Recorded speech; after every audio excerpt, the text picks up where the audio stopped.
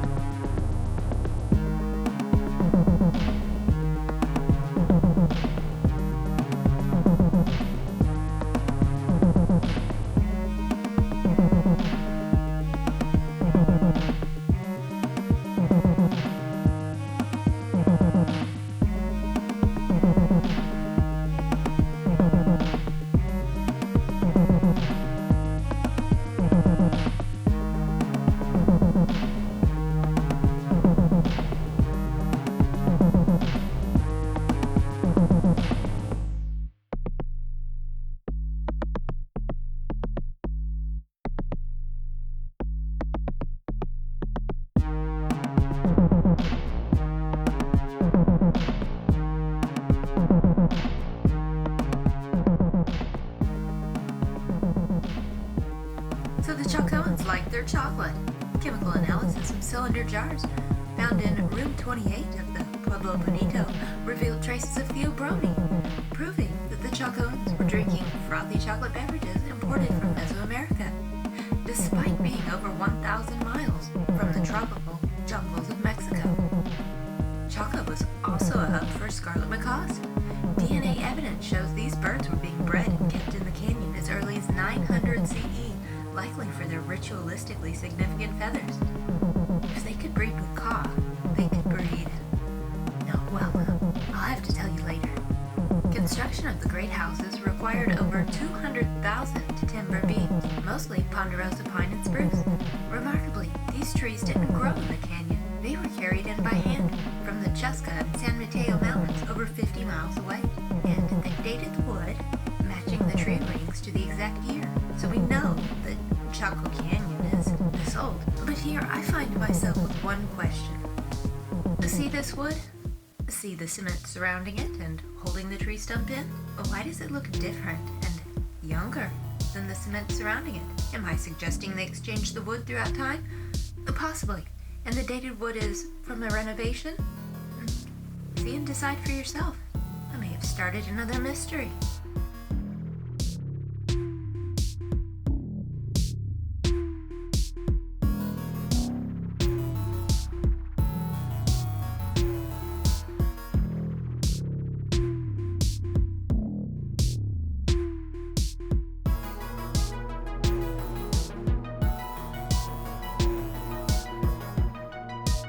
So let's examine the grout.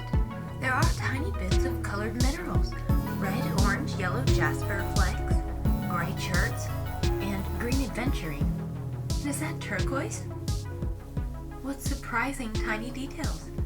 The minerals appear New Mexican.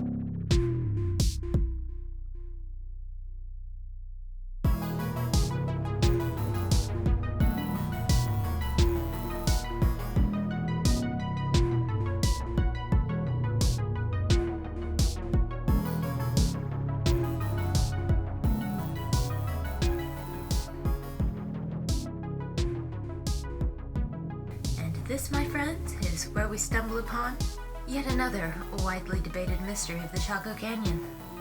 But I think this one mystery may help us solve another. First, we have these mysterious holes. Are they man-made or natural? This honeycomb pattern is common in Cretaceous material that has been wind-weathered. Take, for example, this. But some that really stand out might have been enhanced for decoration or sharpening spear points, then weathered again after. I mean, they're right off the path. Who doesn't put their fingers in holes? So the sandstone we're talking about has these iron nodules in it, absent from the holy rocks. What do you think? Natural or man-made? Some of it is definitely excavated, like over here in these cliffs. And now's a good time, kids, to tell you about radioactive float. You've seen the iron nodules, and these just so happen to be the most excellent indicator of uranium minerals. These are typically going to be green or yellow, and we have some vanadiums in red. Radioactive float can be looked as minerals like uranium shedding down off the mesas, dissolving with other heavy metals in the water. As the groundwater moves through the sandstone, it meets highly localized iron-rich zones, like the ironstone and hematite we saw. The iron acts as a geochemical reduction trigger, and the uranium drops out of solution and glues itself to the iron. The entire San Juan Basin is this radioactive fallout zone, with the concentrated bits being found in places like this. Okay, well, it definitely looks like they've been excavating this material, and I don't think it was their main operation or they would have gotten it all. But what were they doing with it? And this brings me to my largest leap of all. I think this rock right here was responsible for the polydacty, the 6 toes, you know, like a Teenage Mutant Ninja Turtle. Okay, hear me out. So, radiation, say from uranium and water, and radon gas, its radioactive breakdown partner, most definitely causes birth defects, particularly during the first trimester, when fingers and toes are forming. That is when and where a genetic mutation of polydacty would occur. In researching the potential location for Patient Zero, or zeros for the polydacty at Chaco Canyon, we find ancient Puebloans living in the San Juan Basin to be the likely source. And that's southwest Colorado and northern New Mexico, just north of where we are today. One of North America's highest concentration of radioactive minerals. So this is likely, in my opinion, how this high-status genetic defect occurred. And because these traits were revered, it then entered elite bloodlines and was passed down from parent to child naturally after that. But again, this is all my opinion, but I can't be the only one who has come to the conclusion by seeing this uranium float at their doorstep.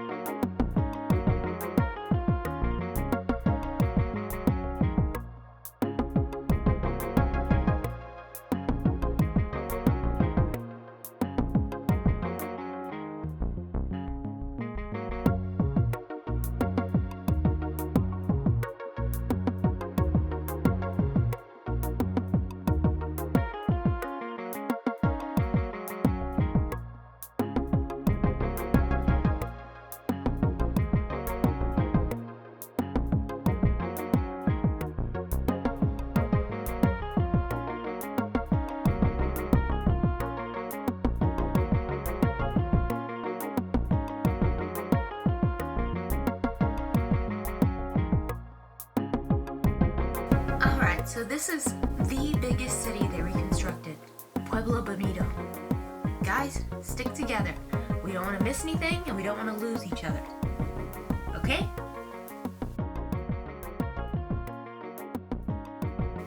Hey guys. Dang it. Well, alright. Now that we're alone, you remember this? First, I must say, love you, Mom. Muff your ears for this. So, I saw this pot and knew exactly what it meant. It 100% means this and nothing else. It speaks across time, no words. This pot didn't contain cacao. And I think I know what it did contain. Salvia. So, kids, back in the 90s, salvia was perfectly legal to grow and possess, smoke, etc. Fun times. Now, when you partake of real salvia, Divornium, not the slop sold in head shops, keep muffin, Mom. About 50% of the people have one type of vision, and the other half see this, the grid, or the spot in the center of each. It covers everything, a shared hallucination. I've drawn it, found others who've seen it as well. Then, 2 decades later, I saw this. Boom, to Chaco Canyon we go. Somebody needs to test this pot for salvia compound residues. And I'm hoping to find some ancient companion plants that might have grown nearby salvia. Okay, Mom, we're clear. I love ancient pottery. Don't you love ancient pottery? Looks like they've cleaned everything up here. Speaking of pottery, their ancient trash dumps were surprisingly clean. It contained only intentionally broken pottery that had only been used once. That's one hell of a smash party. Wonder what the occasion was.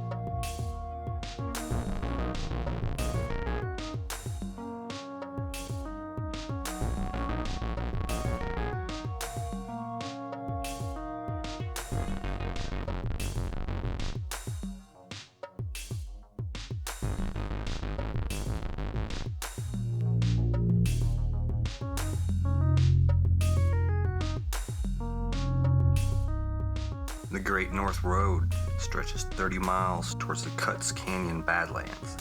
Curiously, these roads were often engineered in perfectly straight lines ignoring the topography, which suggests these served as symbolic or spiritual purposes rather than just a utilitarian one.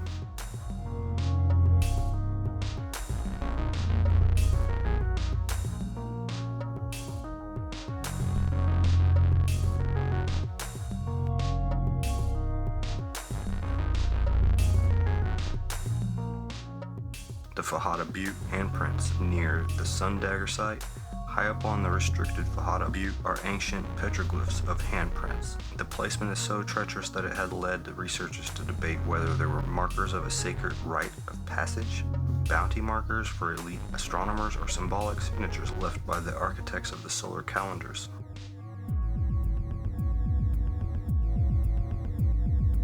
The Sundagger on Fajada Butte, a unique geological and man-made arrangement, creates the Sundagger petroglyph, which uses light and shadows to track not just the solstice and equinoxes, but also the complex 18.6-year lunar standstill cycle.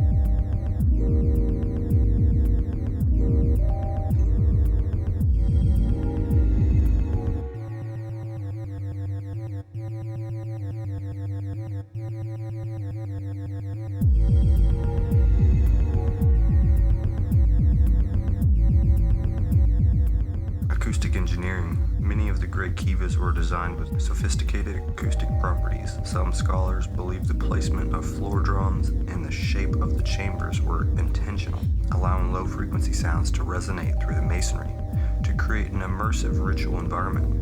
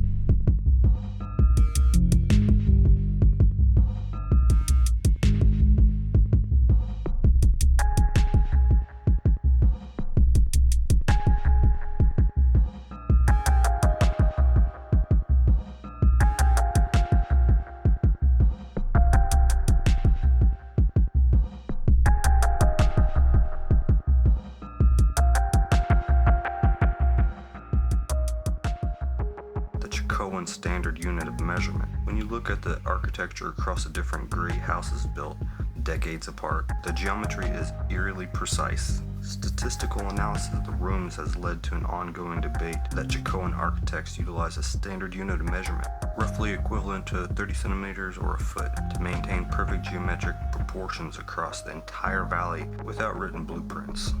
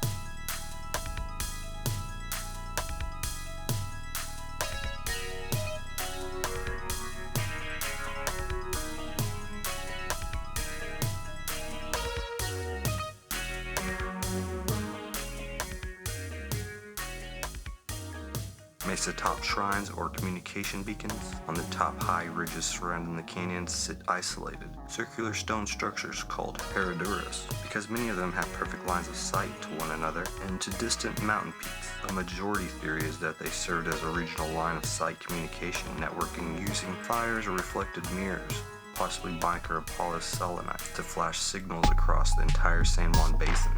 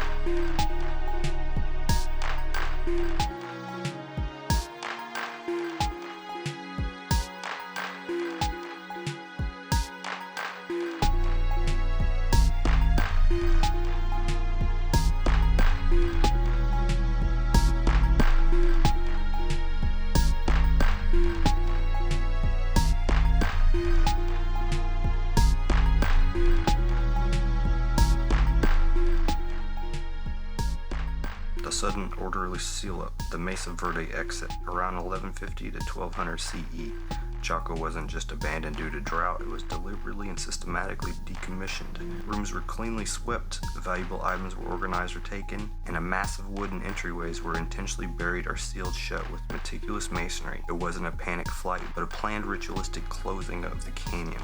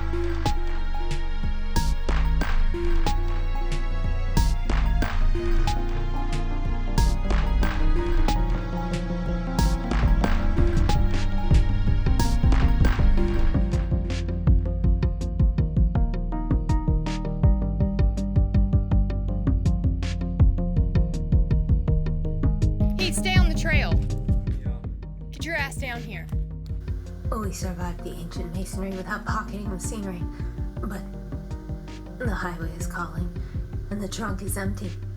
If you've got the stamina left to dig, New Mexico's right-of-ways are really gem mines.